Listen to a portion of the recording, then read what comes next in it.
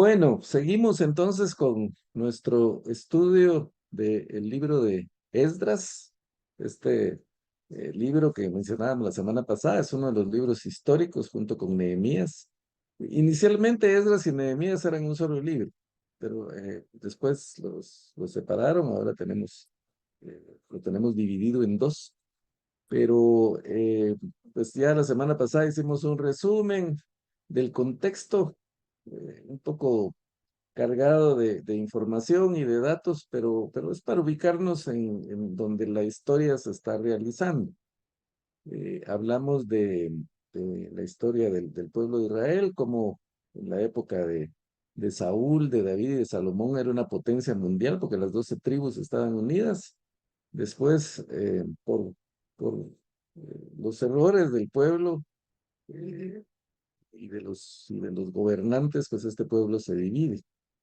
Y entonces surgen dos reinos prácticamente, el reino del norte, el reino del sur, que estuvieron en constante pelea entre ellos. Y pues obviamente, a un pueblo dividido, como el mismo Jesús dijo, un reino dividido no puede sobrevivir. Y de esa cuenta fue conquistado por diferentes naciones. La verdadera razón por la que fue conquistado fue por su idolatría, porque no, no, ah, no evitaron contaminarse con los pueblos que el Señor les había permitido conquistar cuando entran a la tierra prometida con Josué. No erradican a los demás habitantes, sino dejan algunos sobrevivientes que al final los contaminan y entonces terminan eh, adorando a otros dioses, a los dioses de los cananeos. Y a pesar de las advertencias de los profetas que una y otra vez les advirtieron, ellos cayeron en idolatría y de esa cuenta primero es derrotado el reino del norte, las 10 tribus que estaban en el norte por los asirios en el año 722 antes de Cristo y posteriormente en el año 586 es derrotado el reino del sur, las dos tribus que quedaban en el sur, Judá y Benjamín. Eh, y entonces de esa cuenta, pues Jerusalén también es arrasada, destruida por los babilonios y se llevan cautivos, se llevan prisioneros de guerra de los residentes en Babilonia. Los asirios también se llevaron cautivos, prisioneros, pero esos no regresaron, murieron en la cautividad. En el reino del norte. Quedaron algunos, realmente dejaron a los más pobres, y después los asirios mandaron a ciudadanos de otros países que habían conquistado, de otros pueblos que habían conquistado para repoblar el reino del norte, cuya capital era Samaria. Y entonces en el reino del norte había una mezcla de habitantes. Estaban los que habían sobrevivido al exilio, que no habían ido al exilio, que eran los más pobres, los que llegaron de otras nacionalidades, de otros pueblos, que obviamente llevaban a sus propios dioses y adoraban a sus propios dioses. Y un tercer grupo fue los que se mezclaron con los de otras naciones. Entonces, había un sincretismo, una idolatría, un montón de dioses ahí a los que se adoraba. Y por eso lo menciono porque es un dato importante para las próximas lecciones que vamos a ver. ¿Por qué en determinado momento de la reconstrucción vienen los samaritanos, o sea, los residentes del reino del norte, a ofrecer su ayuda para la reconstrucción de Jerusalén? Y es rechazada justamente porque estas personas eran una mezcla de razas y una mezcla de, de, de dioses que tenían. Ellos decían, nosotros adoramos a Dios, ¿verdad? Pero adoraban en algunos casos a Jehová, pero también adoraban a las otras deidades, o sea, no, no era, no eran monoteístas como los que regresaron del exilio de Babilonia, que fueron a reconstruir el templo y que lo estaban haciendo para adorar al Dios verdadero. Entonces, vamos a repasar un poquito los pasajes del primer capítulo de Daniel, perdón, Esdras. Ya dijimos que estos libros fueron escritos y son contemporáneos y tienen relación con otros libros. Por ejemplo, se mencionan las profecías de Isaías, las profecías de Jeremías, se habla de Daniel, que fue contemporáneo del regreso del exilio. Él estaba en Babilonia. Sabemos que él fue llevado cautivo con sus tres amigos, con Ananías, Misael y Azarías. Hablamos la semana pasada de que por el testimonio de estos jóvenes, pues varios reyes reconocieron a Jehová como el Dios, el Dios verdadero, y hasta por decreto. Entonces, por eso vamos a mencionar a estos otros profetas, también Ageo y Zacarías tienen un papel importante. No podemos estudiar un libro aislado de todo lo demás que pasó porque obviamente tiene relación. Aquí vamos a ver en Esdras y en lo que vamos a estudiar hoy, vamos a ver a varios personajes que se mencionan. Se menciona, por ejemplo, a Ciro, el rey de Persia, se menciona a Zorobabel, eh, también pues más adelante se va a mencionar a Esdras, a Nehemías. eh, Vamos a mencionar a Nabucodonosor, que ya hablamos de él, Darío. Pues hay varios personajes involucrados, pero el protagonista de la historia es Dios. Estamos hablando de la historia de Dios y su relación con su pueblo, cómo Dios eh, maneja la historia. Él es el que gobierna la historia, independientemente de quién está en el poder, si estaba Ciro, si estaba Nabucodonosor, si estaba Artajerjes, si estaba Darío. Dios va realizando sus planes, Él es el que gobierna y Él es el que mueve los corazones. Aquí vemos en esto que leíamos rápidamente la semana pasada, que no pudimos entrar mucho en detalle por cuestiones de tiempo y del contexto histórico, pero dice en el primer año de Ciro, rey de Persia, para que se cumpliese la palabra por boca de Jeremías. Jeremías 25, vimos que Jeremías había profetizado el tiempo que iba a tardar el exilio, que eran 70 años, y lo profetizó antes de que fueran al exilio.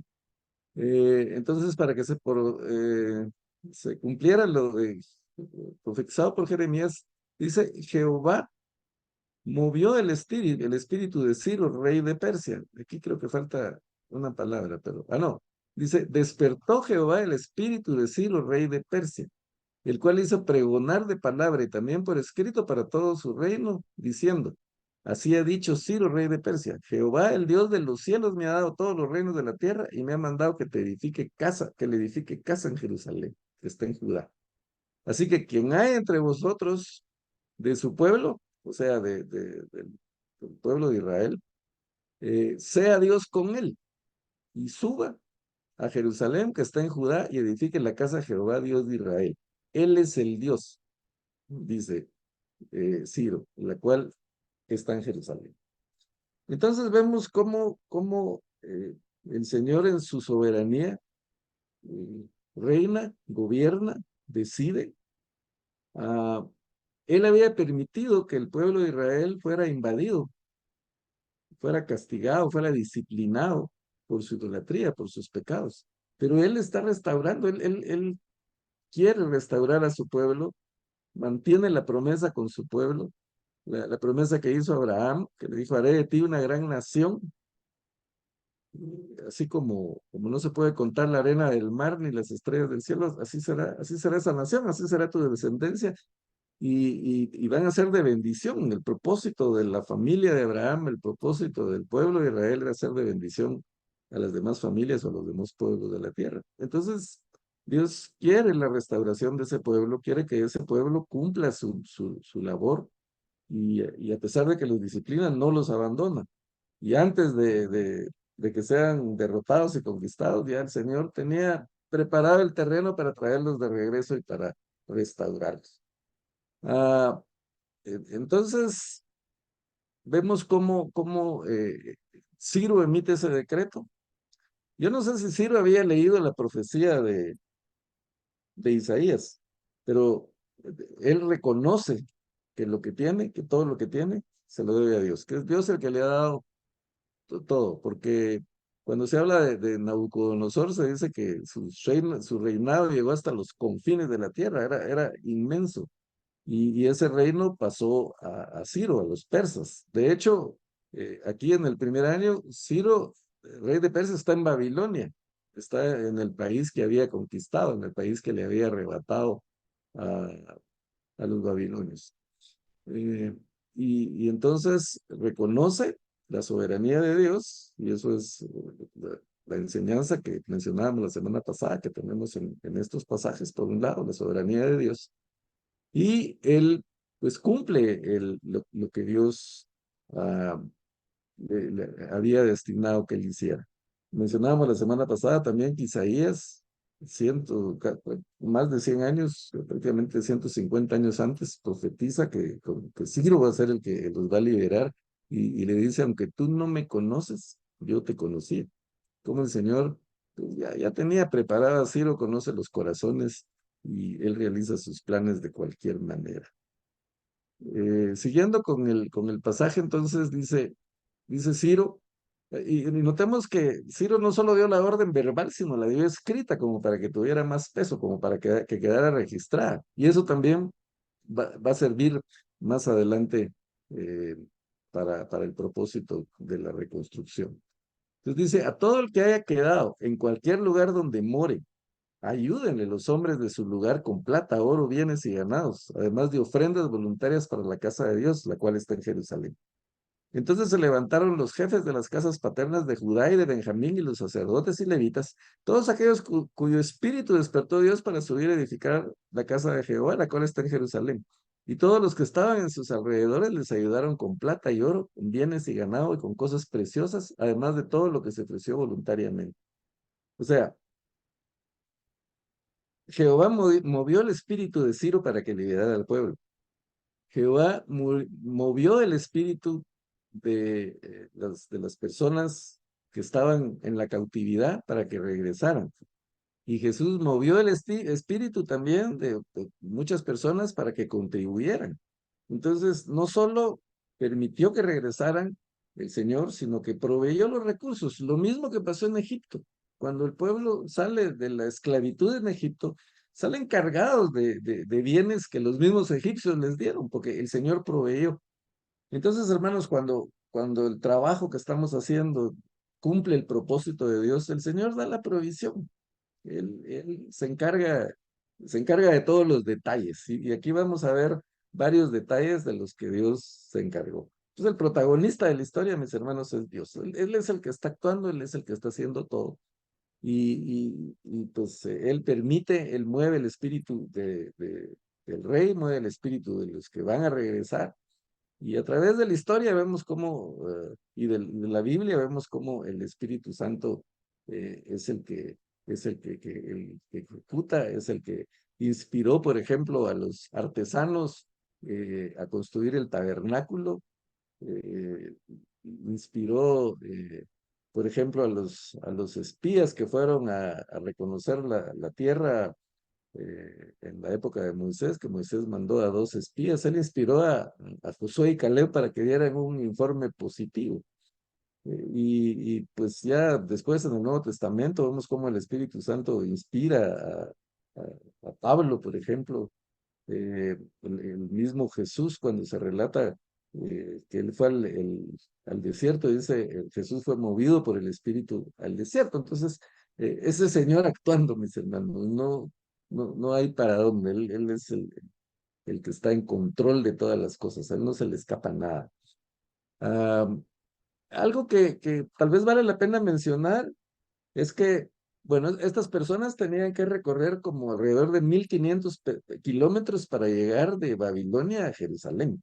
Eh, pues era un viaje a pie, ahí no había tren, ni mucho menos automóviles, menos aviones. Entonces, un viaje a pie, un viaje largo que les tomó. varios meses llegar.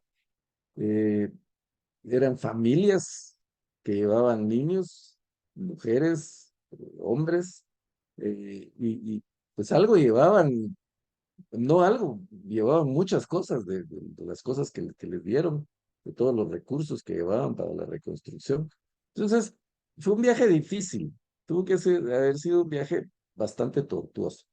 Entonces hubo gente que ni siquiera conocía Jerusalén, habían nacido en Babilonia, eran de la casa de Israel, digamos, eran hebreos, pero sabían de Jerusalén por los padres, por los abuelos que les habían contado.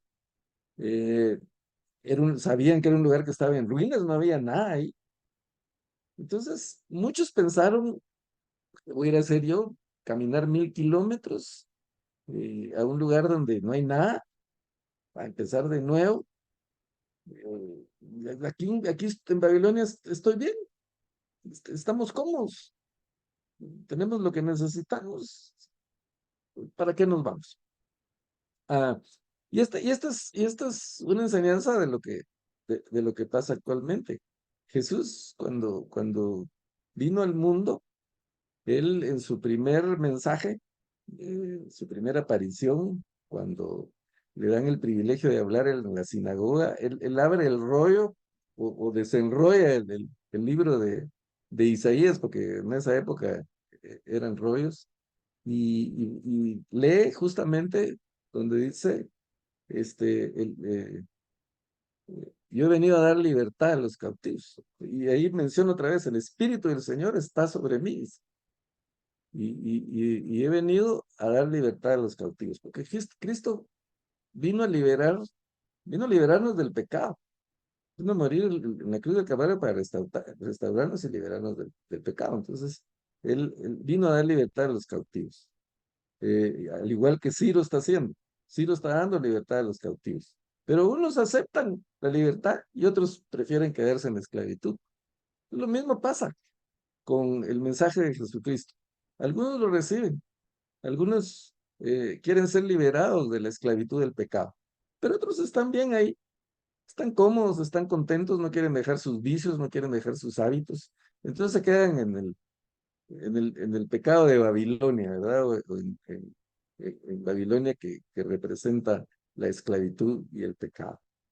Ah, entonces, bueno, siguiendo con la historia, eh, dice, bueno, ya leímos a todo aquel que haya quedado en cualquier lugar donde more, y entonces dice el versículo 5: se levantaron los jefes de las casas paternas de Judá y de Benjamín, y los sacerdotes y levitas, todos aquellos cuyo espíritu despertó Dios para subir a edificar la casa de Jehová, la cual está en Jerusalén.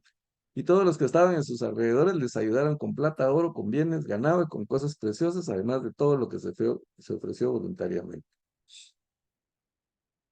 Y entonces entramos al tema de hoy, y aquí vemos una imagen de lo que pudo haber sido el regreso a Jerusalén. Ahí vemos cómo van todos con sus cargas, con sus pocas pertenencias, con todo lo que les dieron, pero van a una ciudad en ruinas, van a una ciudad que estaba destruida, pero aceptan el reto y salen en ese viaje difícil a través del desierto, a través de diferentes pruebas, de diferentes circunstancias, que es el viaje que tenemos como cristianos, mis hermanos. Es un viaje pues, en donde enfrentamos pruebas, en donde el camino muchas veces no es fácil, es difícil, pero vamos con la mirada puesta a la restauración final que va a ser pues en la segunda venida del Señor cuando Él venga por su iglesia. Entonces así iban ellos, en un viaje difícil, pero iban a reconstruir su lugar de adoración, iban a reconstruir el templo. Habían pasado 70 años sin templo, sin lugar para reunirse. Ellos cantaban en los ríos los salmos, adoraban y seguramente la gente se burlaba de ellos y ellos añoraban eh, el estar en Jerusalén. Hace poco eh, pues, vi una comunicación ahí de una canción. de una canción viejita, famosa, una canción en inglés muy famosa, y que justamente relata esto que dicen los ríos de Babilonia, nosotros cantábamos y añorábamos nuestro pueblo. Yo la había oído muchas veces, pero nunca le había puesto atención a la letra, y sobre todo como no oigo bien, pues no había entendido lo que decía en inglés. Pero, pero bueno, de repente se las mando ahí. Pero el punto es que eh, ellos van de regreso hacia Jerusalén con el objetivo de reconstruir su templo, su lugar de adoración, de reconstruir la ciudad, pero sobre todo van movidos por el Espíritu de Jehová. Entonces, siguiendo con el pasaje, dice, y el rey Ciro sacó los utensilios de la casa de Jehová que Nabucodonosor había sacado de Jerusalén y los había puesto en la casa de sus dioses. Los sacó pues Ciro, rey de Persia, por mano de Mitrídates, tesorero, el cual los dio por su cuenta a Sesbazar, príncipe de Judá. Y esta es la cuenta de ellos. Ahí menciona algunos de los utensilios que sacaron, no los menciona todos, porque si vemos al final, dice 5.400. Y si sumamos lo que está aquí, 30 tazones, 1.000 tazones, 29 cuchillos, no va a sumar 5.400 porque como que solo da una idea de las cosas que se llevaron. Y al final, pues, anota el total de las cosas que se llevaron. Y dice, todos los hizo llevar Sesbazar, los con los que subieron del cautiverio de Babilonia a Jerusalén. Am, ¿Por qué es importante mencionar esto? ¿Por qué esto de los utensilios? Bueno, recordemos que cuando se construye el tabernáculo en el desierto, en el Éxodo, el Señor pues da todas las instrucciones de cómo construir un tabernáculo y da las instrucciones para construir el arca del pacto, habla de la fuente de bronce, del altar del incienso, de la mesa de los panes, del candelero, todos los detalles que estaban ahí. Ahí habían pues incensarios, pues, candeleros, bueno, muchos utensilios. Pero esto se enriquece mucho cuando Salomón construye el templo, porque Salomón, pues prácticamente echa la casa por la ventana y construye eh, o fabrica muchos utensilios que están detallados en el libro de Crónicas. Déjame ver si lo tengo por acá. Ah, vamos a ver. Creo que hay por ahí un detalle.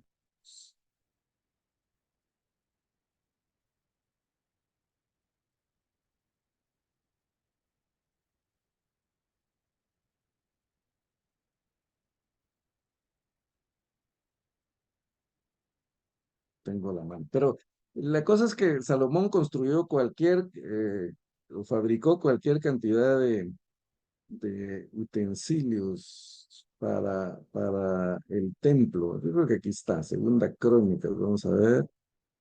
Sí, así dice.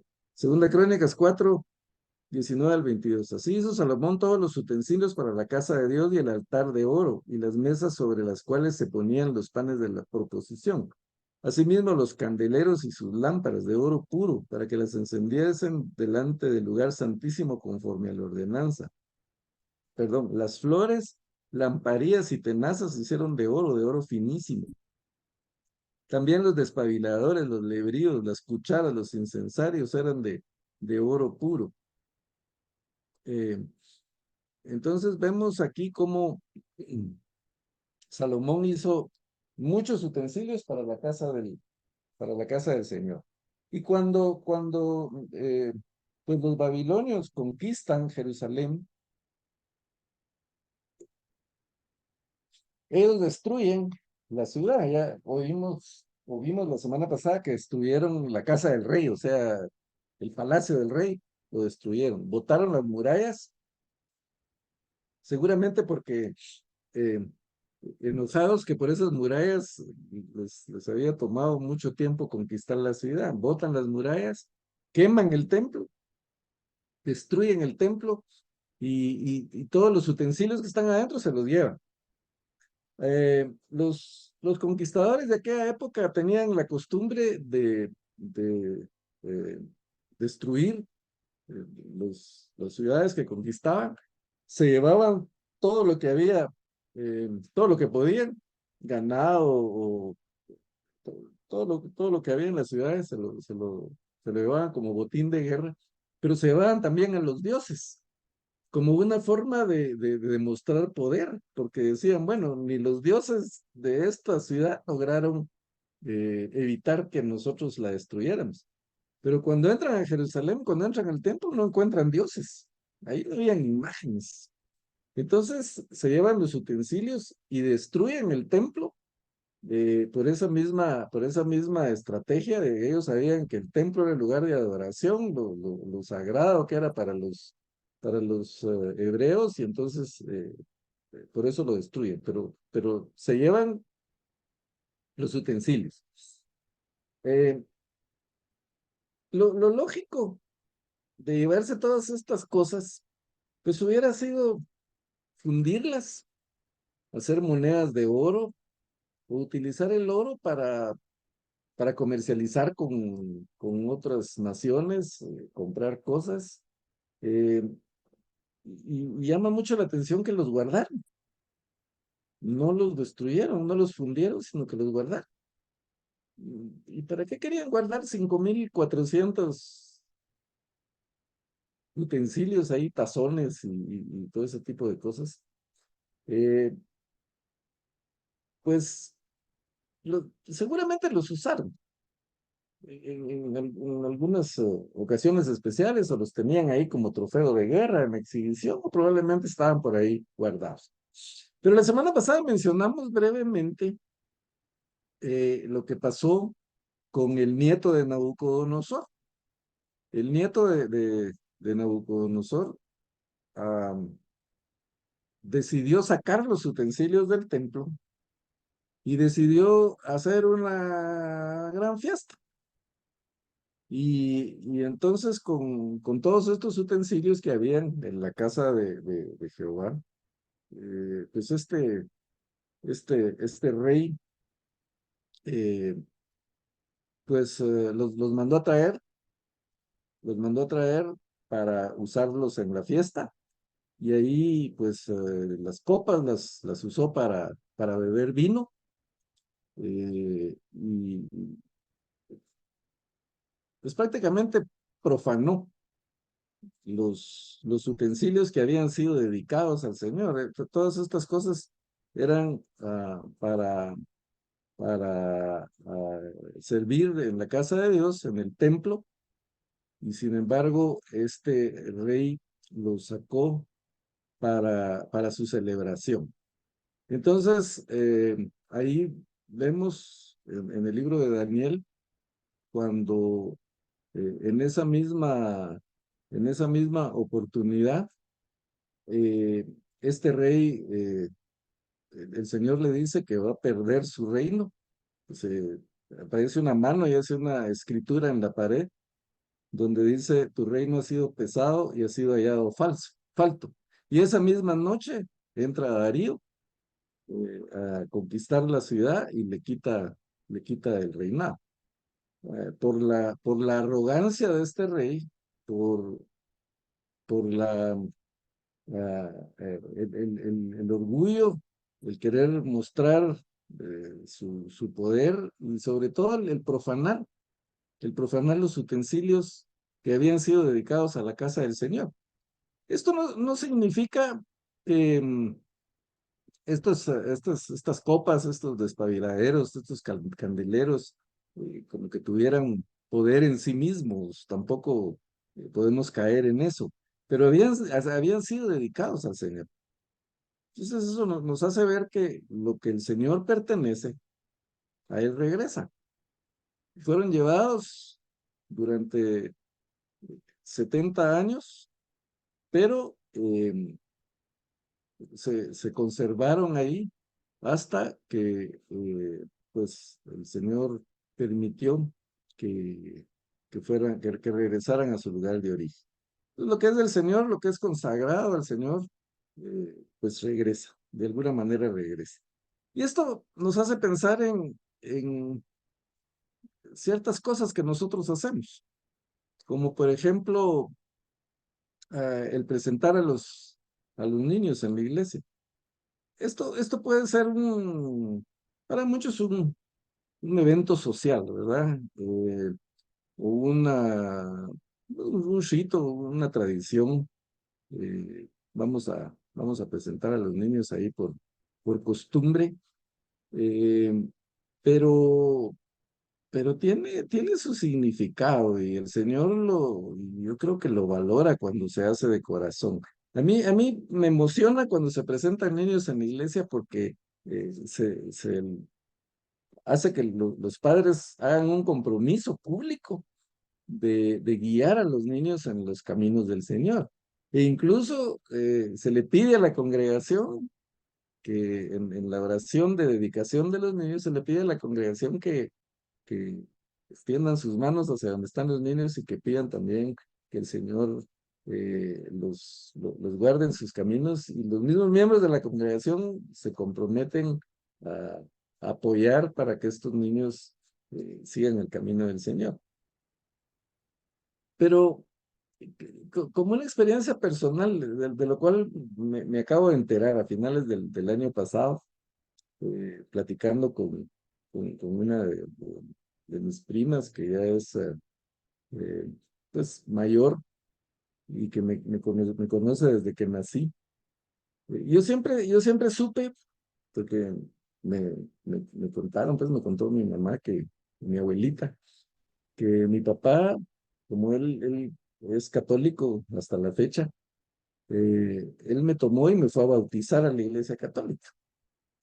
Pero mi mamá, cuando se dio cuenta, y la abuelita, pues me agarraron y me llevaron a Sololá o a Chichicastenango, un lugar de esos donde estaba eh, un pastor que ellos conocían. De hecho, el hermano Jorge Girón era el pastor de ahí. Y entonces le contaron la historia, ¿verdad? Que mi papá me había bautizado, pero que ellos me querían presentar en la iglesia evangélica. Entonces dice que las palabras del pastor en ese momento, uno les dijo, no tengan pena, aquí lo vamos a dedicar. Y él cuando me presentó puso, declaro que este niño va a ser un siervo de Dios. Este niño va a servir a Dios. Así que les digo, ustedes no se preocupen porque él va a ser un siervo de Dios. Eso me impresionó porque, pues como yo he compartido con ustedes mi testimonio, yo en mi temprana juventud, pues agarré mi propio camino, me desvié, eh, iba por, por camino a Babilonia, a la esclavitud, pero el Señor me rescató porque, porque nosotros hemos sido sellados y sellados por el Señor, somos de su propiedad, le pertenecemos. Entonces Él siempre está trabajando para que, aunque eh, estemos exiliados un tiempo en Babilonia, tarde o temprano regresamos a Él. Y Él en su infinito amor y su misericordia hizo que yo regresara. No es mi mérito, yo no hice nada para regresar.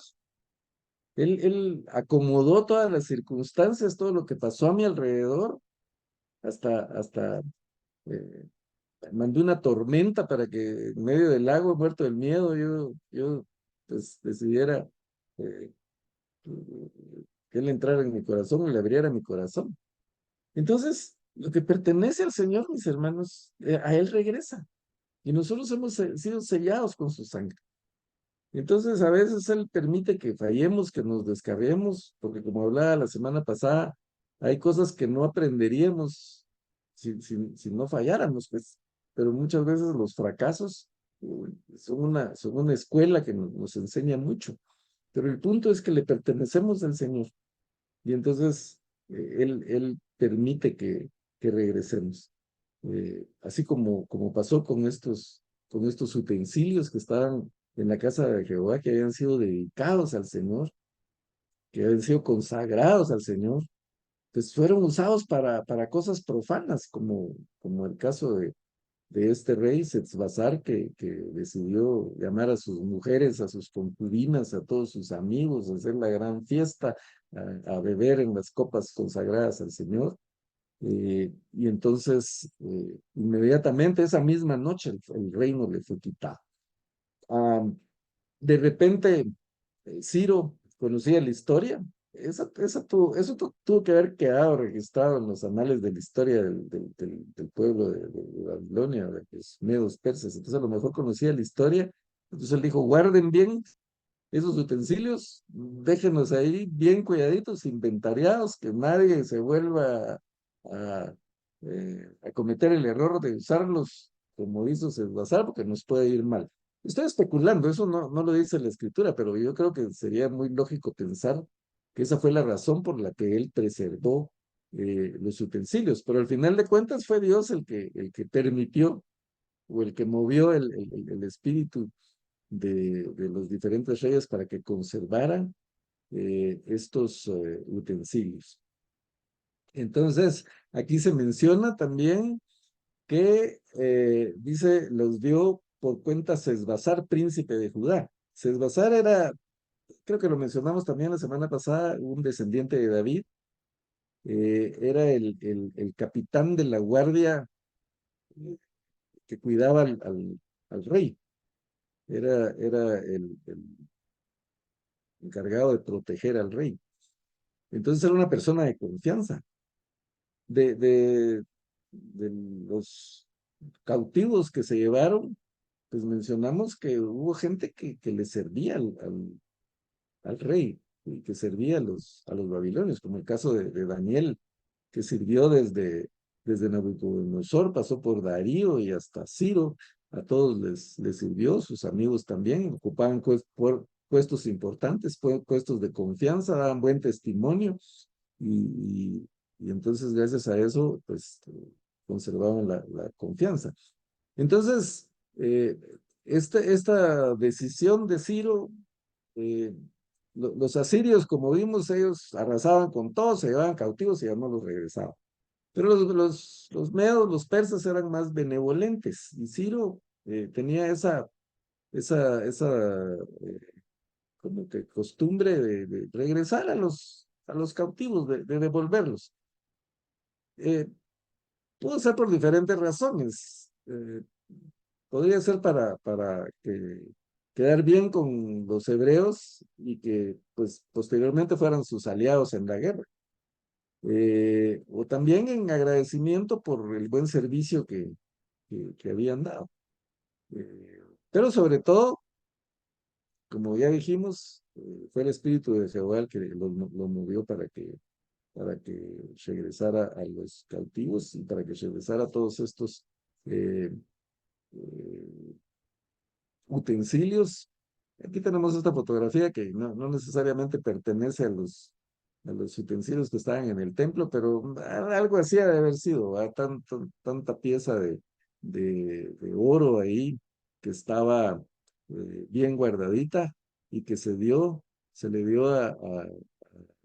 a los hebreos y a este personaje, a este príncipe que se menciona aquí, Sesbazar, que es muy probable que sea el mismo Zorobabel, que vamos a ver más adelante, que pues fue un elemento importante en la reconstrucción.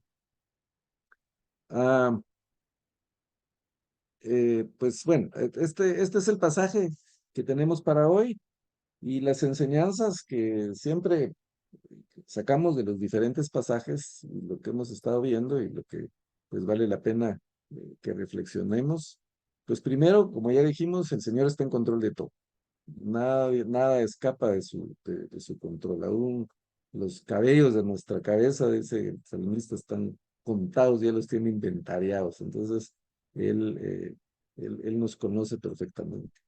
Eh, Aunque nosotros en determinado tiempo no lo conocíamos, Él ya nos conocía a nosotros y Él tenía un plan para nosotros y Él de alguna manera ejecuta sus planes. Lo otro es que hemos sido sellados con la sangre del Señor y nosotros le pertenecemos a Él. Más adelante vamos a enfatizar esto y a dar otros ejemplos que nos van a dar esa garantía de que le pertenecemos al Señor y que Él no nos va a soltar, Él no nos va a soltar de su mano.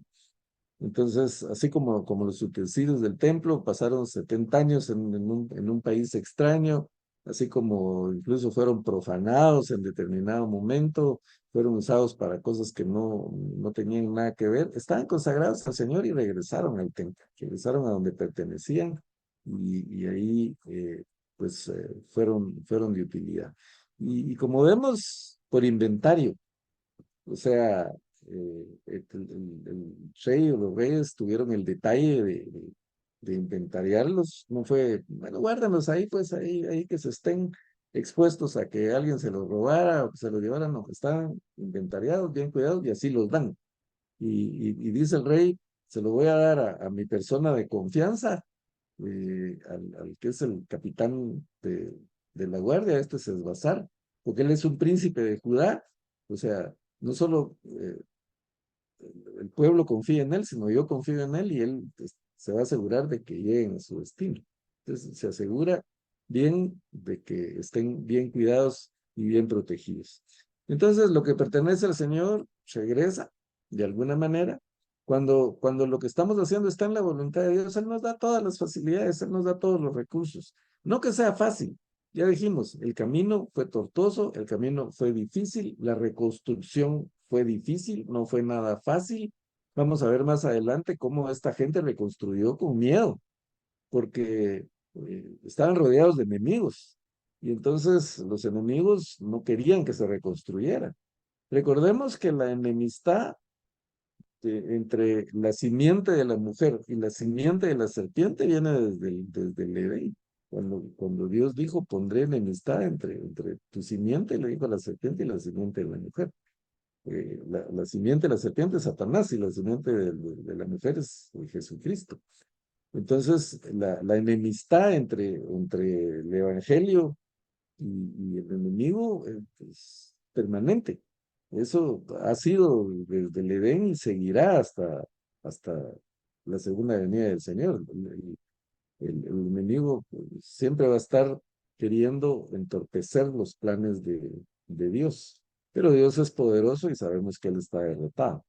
Entonces a veces el camino se nos pone difícil, esos 1500 kilómetros los sentimos larguísimos y sobre todo cuando llevamos cargas con nosotros, ¿verdad?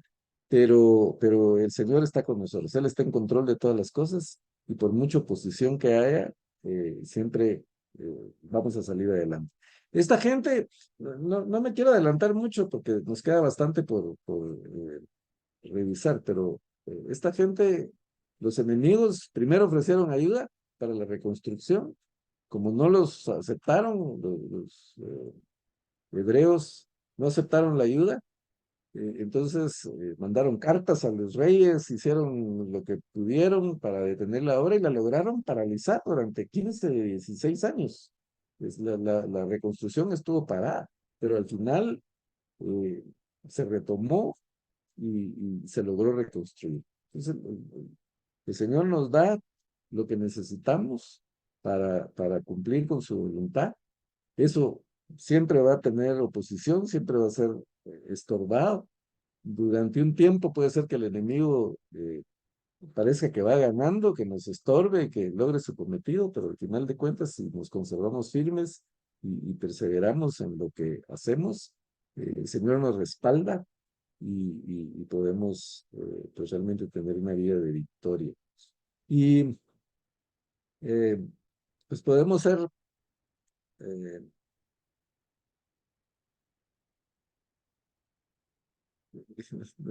no encuentro la palabra, pero podemos ser destruidos, iba a decir, dejémoslo así porque no encuentro otra. En algún momento eh, podemos ser eh, destruidos como fue destruido Jerusalén, pero el Señor nos va a restaurar, el Señor nos va a reconstruir. Él tiene el poder de reconstruir de nuestras vidas, restaurarnos y volver al Señor. Así que si en algún momento sentimos que le fallamos al Señor, que Él ya no nos va a perdonar, que lo que hicimos eh, no, no, nos provoca mucho sentimiento de culpa.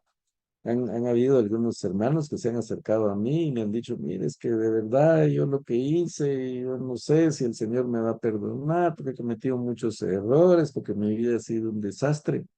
Hermanos, el Señor nos quiere restaurar. No solo puede, sino que Él quiere. El deseo de Él es nuestra restauración. Lo veíamos la semana pasada en ese Jeremías que dice, yo tengo planes para ustedes y son planes de bien y no de mal. Él quiere lo mejor para nosotros. Sus planes son de bien y siempre va a procurar nuestra restauración. Así que si alguno de los que está escuchando esto se siente que está en un momento de espiritualmente bajo, que con sentimientos de culpa, con pecado, con cargas de pecados pasados, hermanos, amigos, el Señor Jesús dio su vida en la cruz del Calvario para quitarnos de ese peso. Por eso Él dijo, venid a mí los que estéis trabajados y cargados, que yo os haré descansar. Él nos da descanso, Él nos restaura y Él nos justifica no porque lo merezcamos, Él nos hace justos por, eh, por medio de la fe y nos da paz para con Dios. Así que, llenémonos de esa paz, llenémonos de esa fe, de esa certeza, de esa seguridad, que el Señor pues, trabaje en nuestra restauración. Esa restauración de Jerusalén tardó años. No, no fue de que, bueno, en unos 6 meses pues ya levantamos todo, ¿no? Tardó años y como ya mencioné, durante 15, 16, 18 años estuvo parada y después la retomaron. Fue largo, pero al final se logró. Entonces nuestra restauración es igual, es un proceso, no de la noche a la mañana, pero ya vamos a estar bien. Poco a poco el Señor nos va restaurando, nos va ayudando a dejar nuestros hábitos, nuestros vicios, nuestros pecados ocultos, pero al final de cuentas, si nos ponemos en sus manos y declaramos que pertenecemos a Él, así como este pastor declaró que yo iba a ser un siervo del Señor, obviamente el Señor puso en su boca esa declaración y a mí me llenó eso. A mí me llenó cuando me lo contaron y me trajo a la mente lo que ha pasado en mi vida, porque les conté que durante mi juventud me desvié, pero eso no es el único error que he cometido.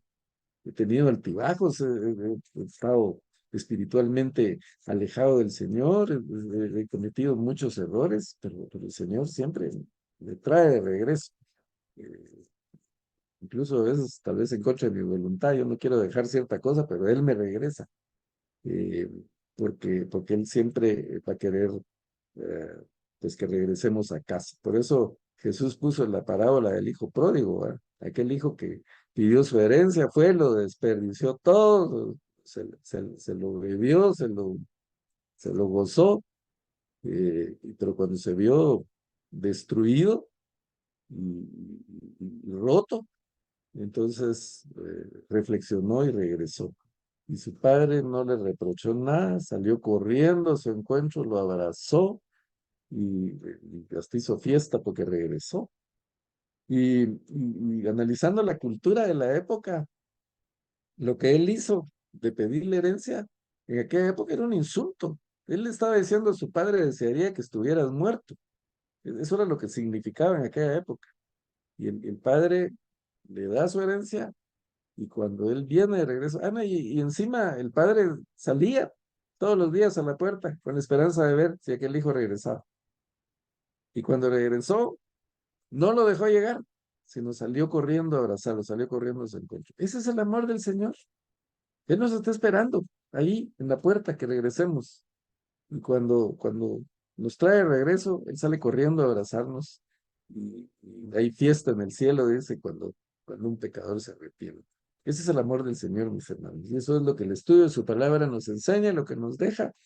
Así que por cuestiones de tiempo, ya son las 9, lo vamos a dejar hasta ahí, pero vamos a seguir con esta historia fascinante y vamos a ver cómo pues, las enseñanzas o las reflexiones que estamos sacando pues, se van a ir consolidando conforme vayamos avanzando en el estudio. Así que, pues eso es lo que quería compartirles el día de hoy. y pues siempre dejamos un tiempito ahí para ver si hay preguntas. Yo creo que nos deja pues bastantes interrogantes todo esto. A lo mejor no se animan ustedes a preguntar, pero pregunten sin pena. Y pues todavía podemos usar unos minutitos para resolver las inquietudes. A ver, ¿quién dice yo? ¿Ya están ahí, hermanos?